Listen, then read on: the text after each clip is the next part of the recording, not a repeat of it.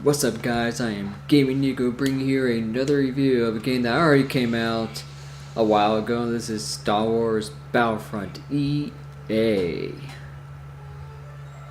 All I can say is overall this game is not that bad, but for a Star Wars game it's not that bad. For a Battlefront game it's a little bit terrible.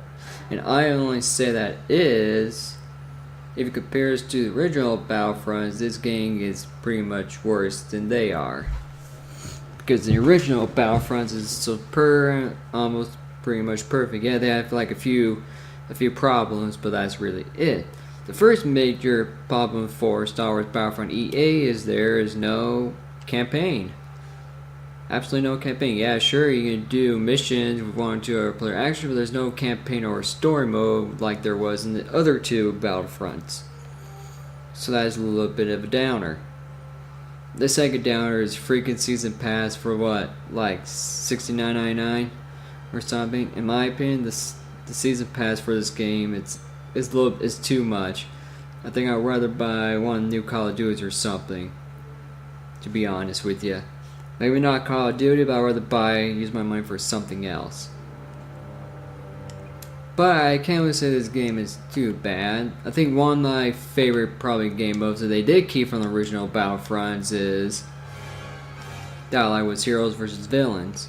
But in the original Battlefront, instead of being a stormtrooper or a rebel, you just choose which villain or hero you want to be. You just went at it and just kill each other. But for this time, you play as just regular people.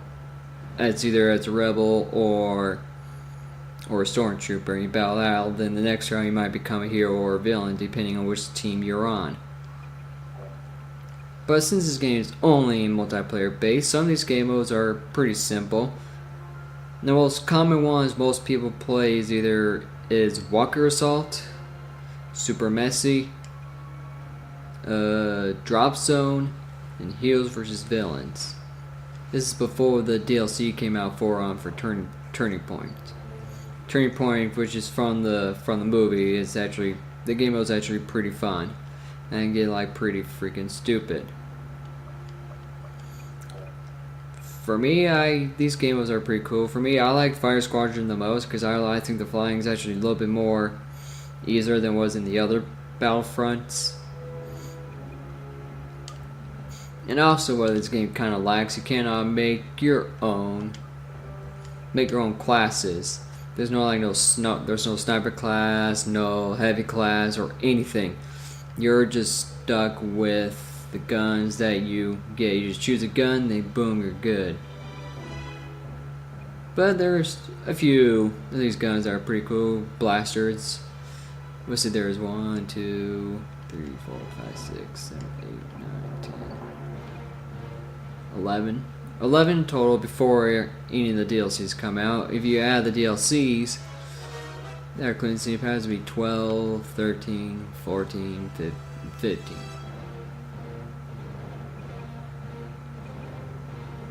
Of course, most people use like the simple pistol, which is Han Solo's pistol. Is this one will just kill you with like 4 to 3 hits if you're up close and personal with someone. The main guns I switch back and forth is this SC-14C, which is basically one of the fastest blaster pistols. I like it. Sometimes I go to the DL18, which I unlocked. It's pretty cool too. Or use the RT-9MC. You know, occasionally, if I'm feeling lucky, I'll use the sniper rifle, which pretty much in 2 hits they're dead. Unless you get a headshot, then boom, they're gone. Which I actually I do like this. I do like it.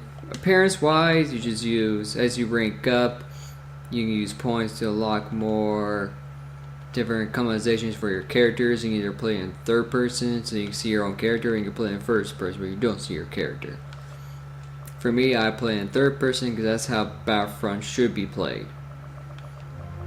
You unlock more customizations that you threw out. You don't really get to change their body types. You can change like their facial, like their head pieces, and that's pretty much it. Which is okay. But of course, everyone basically saves up money to when they get to like level 50. Because if you're a rebel, most people unlock either one of these people, mainly her. She's probably the coolest out of all the other ones. If I had to choose one that was not her, since I haven't unlocked her yet, because I gotta be 50, it'll probably be Rodin. I don't know why, I just like him. Of course, Imperial, you only get 2. Like main people from the movie wise or the series wise is either a scout trooper, which means just the sniper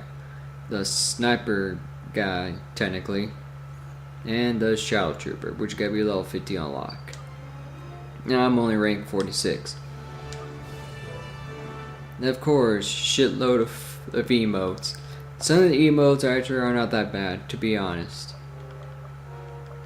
I mean, some are pretty cool, some are just a little bit dumb. But I don't think I see a lot of people really use them a lot. Unless you're like doing very good, they're like, oh, I'm the best of the best. That's the way I see it as. Of course, you make your own stout cards, your own cards you unlock, the simple ones.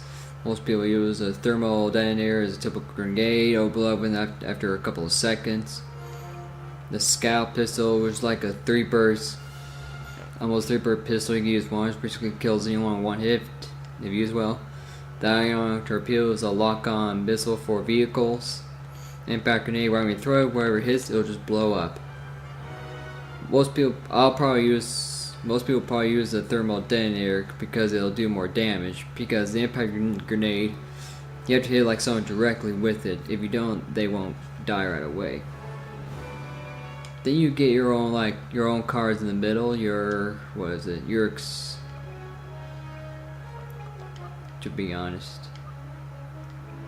Okay, I can't remember what the actual name for the cards in the middle are really called at the moment, but each one has their abilities. If you can use some money like 1700 to get more charges, which is 25, or you can use an upgrade. There's several you can choose from. I switch between the scan pulse and explosive shot. Especially when I'm playing heroes versus villains, I use explosive shots so I can do more damage to the hero or the villain. Or if I feel like being in the sniper mood, I choose the cycler rifle. And the others, you get your trait cards, which you get the more you kills you get, or the more you do a certain thing, you get better rewarded. Like if you're using the scout pistol, your first level, you don't show up on any scanners or the radar when you're sprinting. Or you get enough kills and boom, you get to level 2, sprinting and fighting your primary weapon, you don't show up in the scanner. And if for third, killing an enemy will reset your weapon heat. And that's pretty simple. The one I probably use the most is no, it wasn't sharpshooter, it was bounty hunter. Mainly because you get a little chance to get power up for each kill you get. Level 2, you have more of a chance. Then of course level 3 you have like a max of a chance. Which you have like a medium chance of each kill, but your cooldowns decrease after you get each kill. And of course as more DLCs come out, you can unlock more of the guns that come out. Well, more of the cars and the traits. Like I could get the contract for this. But for me, I'm happy with my bounty hunter. For me, in my opinion, I use a jump pack and an impact grenade. I know, like I said about an impact grenade, for me personally, I like using it. The card your star cards. My bad. Like how much is the season pass? I can't remember if it's $79.99 or $69.99. Let's see for a second.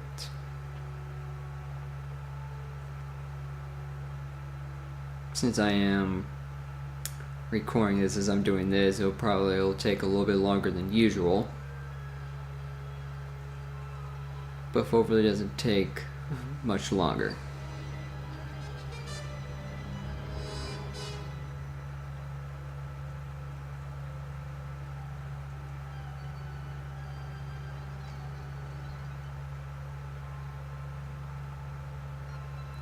Okay, fuck it. I don't necessarily care. I just know, I think, in my opinion, I think the season pass is way overpriced.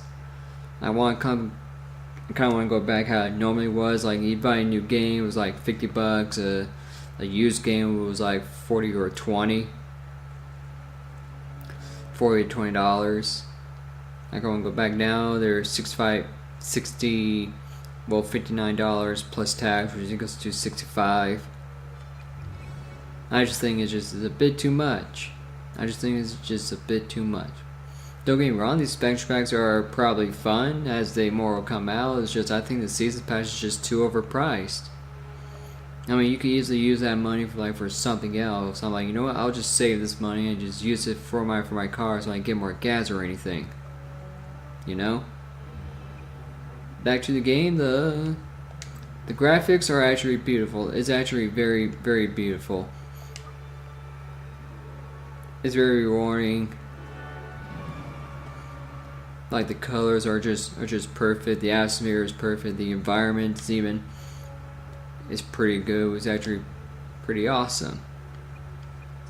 But overall, as a Battlefront game, it really does lag. It's easily like a 5 or a 4 out of 10, just because it's not like how the other Battlefronts are.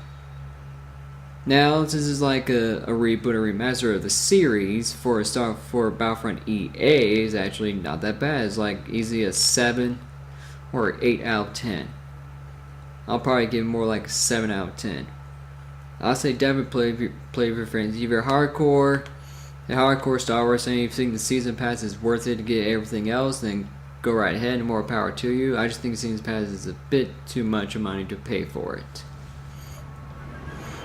Just as my opinion, as for a good Star Wars game, an easy 8 or 7 out of 10. For actual Battlefront games, it's still like a little bit like the others. It's easily like a 4. But overall, it's definitely a 7 out of 10 for me. There'll be other reviews coming out. I think the next video I will do is probably the 3rd episode of Hitman. I don't think I did the second one, but I think I like the 3rd episode just a little bit more than the second one. But with that being said, guys, hope you enjoyed this review. For any feedback whatsoever, please comment down below, share with your friends, like, and always subscribe if you're new, because I'll be updating videos daily when my schedule changes for work. I'll be uploading videos like every day.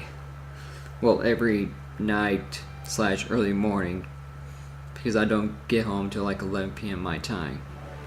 But with that being said, guys, game on, have fun enjoying the new games, and yeah.